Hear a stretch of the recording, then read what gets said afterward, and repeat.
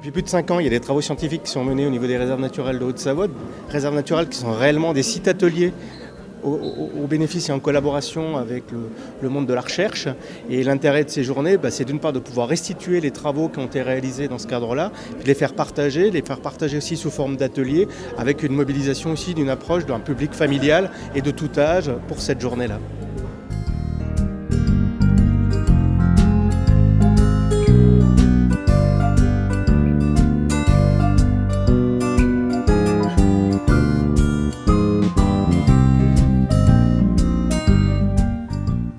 Spécialiste en climatologie.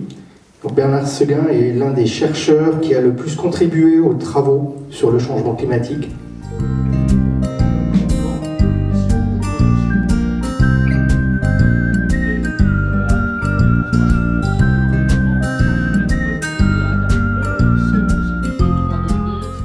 Le message principal, c'est que tout est changement, que tout a toujours changé au cours du temps. Le changement climatique a fortement changé l'environnement dans les Alpes, mais en même temps que le climat changeait, il y avait aussi les sociétés qui changeaient, qui avaient des nouvelles pratiques. Et au cours du temps, il y a toujours eu une quête d'équilibre des sociétés entre produire plus, notamment la production de nourriture, et puis conserver un environnement durable.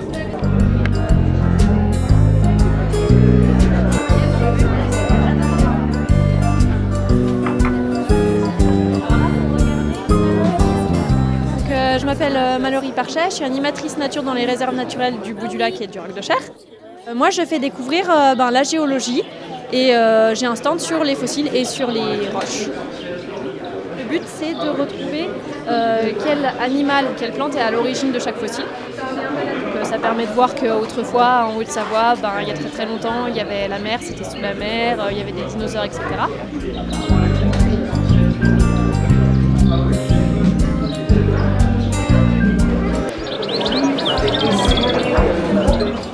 Donc c'est un atelier sur les chants d'oiseaux. Dans le cadre des suivis scientifiques qu'on mène en réserve naturelle, on participe au stock, donc suivi temporel des oiseaux communs. 2 fois par an, on se pose à un point, pendant 15 minutes, on note tous les chants d'oiseaux qu'on entend, tous les oiseaux qu'on voit. Mésange bleu, le rouge-gorge, le chardonneret élégant, l'hirondelle rustique et la mésange charbonnière.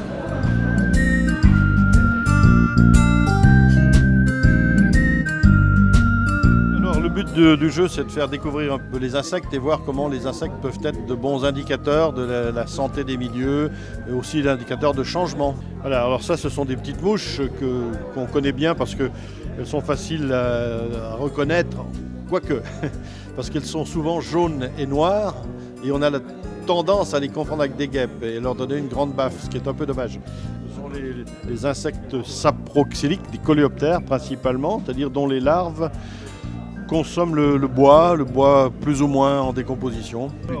Beaucoup de ces espèces-là sont assez communes, mais il y a certaines espèces qui sont rarissimes et qu'on a découvert justement en faisant des études très ciblées dans ces forêts. Je m'appelle Jean-Baptiste Bosson, je suis chercheur à l'Université de Lausanne en Suisse voisine. Je fais de la glaciologie pour faire simple. J'ai fait un stand de glaciologie, d'analyse du paysage un petit peu, avec 2 exercices pour qu'un peu les gens ils essaient de voir ce qu'on fait un peu quand on est glaciologue. Le premier exercice, c'est de retrouver des moraines, donc des sédiments qui ont été déposés par le glacier, au petit âge glaciaire, donc pour essayer de reconstituer l'occupation des glaciers puis la variation de masse de gaz dans le temps. Et le deuxième exercice, c'est plus un exercice sur l'évolution des glaciers dans le massif du Mont Blanc depuis 15 ans et d'essayer de comprendre pourquoi les glaciers comme la mer de glace, le glacier du Meurge en Italie ou le glacier des Bossons, ils ont une réponse qui est différente au même signal climatique, au même réchauffement climatique.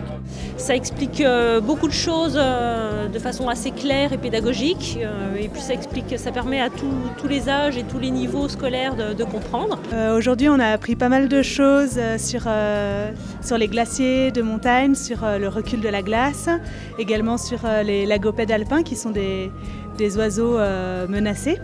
C'est des connaissances scientifiques à la portée de tous qui sont mis en valeur aujourd'hui. Voilà. Une journée qui se clôture avec vraiment plein de bonnes choses, plein de rencontres qui se sont faites, avec aussi derrière une belle mobilisation qui était collective, dans lequel on a aussi bien eu des tout petits que des grands qui sont venus partager un petit moment autour de ce temps fort de partage de la science autour des réserves naturelles.